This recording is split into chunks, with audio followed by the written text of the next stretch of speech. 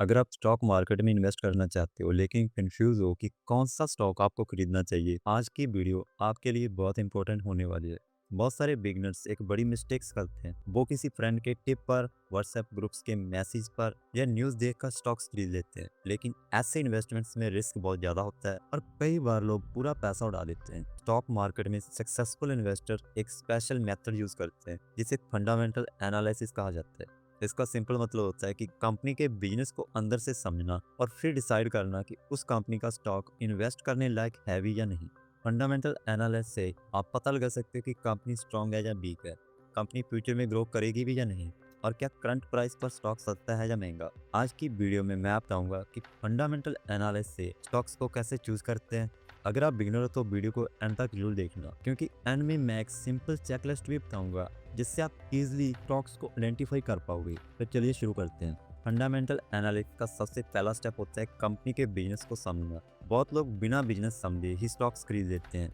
ये एक बहुत बड़ी मिस्टेक होती है। अगर आपको पता ही नहीं कि कंपनी पैसा कैसे कमा रही है, उसके प्रोडक्ट्स क्या हैं और उसके कस्टमर्स कौन हैं, तो आप सही डिसीजंस नहीं ले पाओगे। इसीलिए सबसे पहले कंपनी के बिजनेस मॉडल को समझो। एग्जाम्पल के लिए, अगर कोई कंपनी मोबाइल फ़ोन बनाती है तो देखो, क्या उसका ब्रांड स्ट्रॉन्ग है, क्या उसके प्रोडक्ट्स की डिमांड बढ़ रही है, क्या कंपनी नए इनोवेशन कर रही है। लीजेंडरी इन्वेस्टर्स वॉरेन बफेट भी कहते हैं कि हमेशा सिंपल बिजनेस में ही इन्वेस्ट करो। अगर बिजनेस सिंपल है और लॉन्ग टर्म डिमांड स्ट्रॉन्ग है तो वो कंपनी जनरली इन्वेस्टमेंट्स के लिए बेटर होती है। अब अगला इंपॉर्टेंट स्टेप है कंपनी की रेवेन्यू ग्रोथ को चेक करना। रेवेन्यू का मतलब होता है कि कंपनी की टोटल सेल्स। अगर किसी कंपनी की सेल्स हर साल बढ़ रही है तो इसका मतलब है बिजनेस ग्रो कर रहा है। आपको लास्ट 5 या 10 साल की सेल्स ग्रोथ देखनी चाहिए। अगर कंपनी की सेल्स कंटिन्यूसली बढ़ रही है तो ये पॉजिटिव साइन है। लेकिन अगर सेल्स कभी बढ़ रही है और कभी घट रही है तो थोड़ा केयरफुल रहना चाहिए। कंसिस्टेंट ग्रोथ वाली कंपनीज लॉन्ग टर्म में ज़्यादा स्टेबल होती है। सिर्फ सेल्स देखना काफ़ी नहीं होता, कंपनी का प्रॉफिट भी ग्रो होना चाहिए। कई बार कंपनीज की सेल्स तो बढ़ जाती है लेकिन प्रॉफिट नहीं बढ़ता। इसका मतलब होता है कि कंपनी के एक्सपेंसेस बहुत ज़्यादा बढ़ रहे होते हैं। इसीलिए हमेशा चेक करो net profit growth, operating profit growth. अगर प्रॉफिट हर साल कंसिस्टेंटली बढ़ रहा है तो कंपनी फाइनेंशियली स्ट्रांग हो सकती है। लॉन्ग टर्म इन्वेस्टर्स हमेशा कंसिस्टेंट प्रॉफिट ग्रोथ वाली कंपनीज को प्रेफर करती हैं। अब बात करते हैं एक बहुत इंपॉर्टेंट फैक्टर की, और वो है कंपनी का डेप्ट यानी कर्ज। अगर किसी कंपनी पर बहुत ज़्यादा डेप्ट है तो वो रिस्की हो सकती है। इकोनॉमिक स्लोडाउन के टाइम पर ज़्यादा डेप्ट वाली कंपनीज को बहुत प्रॉब्लम हो सकती है। इसीलिए डेप्ट टू इक्विटी रेशियो चेक करना जरूरी है। जनरली अगर डेप्ट टू इक्विटी रेशियो 1 से कम हो तो अच्छा माना जाता है। कम डेप्ट वाली कंपनीज फाइनेंशियल क्राइसिस को ईजिली हैंडल कर सकती है। फंडामेंटल एनालिसिस में दो बहुत इंपॉर्टेंट रेशियोज होते हैं, ROE एंड ROCE। ROE का मतलब होता है return on equity and ROCE का मतलब होता है रिटर्न ऑन कैपिटल एम्प्लॉयड। ये रेशियो बताते हैं कि कंपनी इन्वेस्टर्स के पैसे को कितनी इफिशिएंटली यूज कर रही है। अगर ROE एंड ROCE 15% से 20% या उससे ज़्यादा हो तो जनरली वो स्ट्रॉन्ग कंपनी का साइन होता है। हाई ROE एंड ROCE का मतलब होता है कि कंपनी अपने कैपिटल से अच्छा प्रॉफिट जनरेट कर रही है। अब एक और पावरफुल कंसेप्ट को समझते हैं जिसे कॉम्पिटिटिव एडवांटेज या मोड कहते हैं।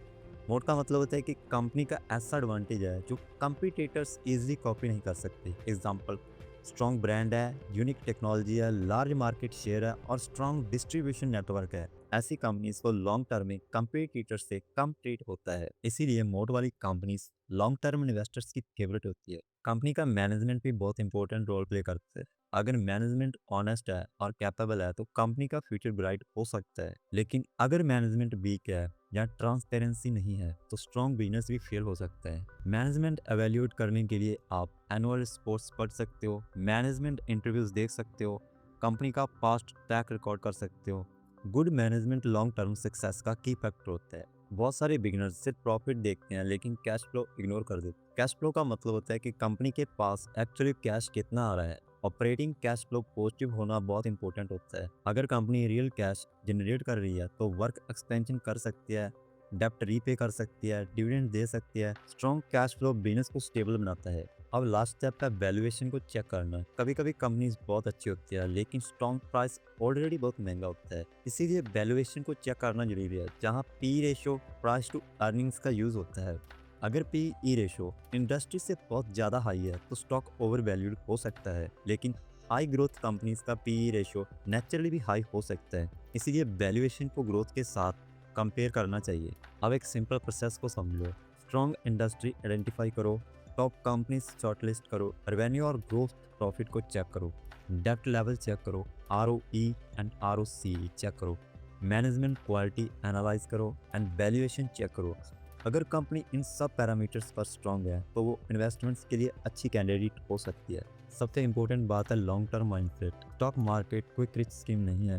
फंडामेंटल स्ट्रॉन्ग कंपनीज को ग्रो होने में टाइम लगता है।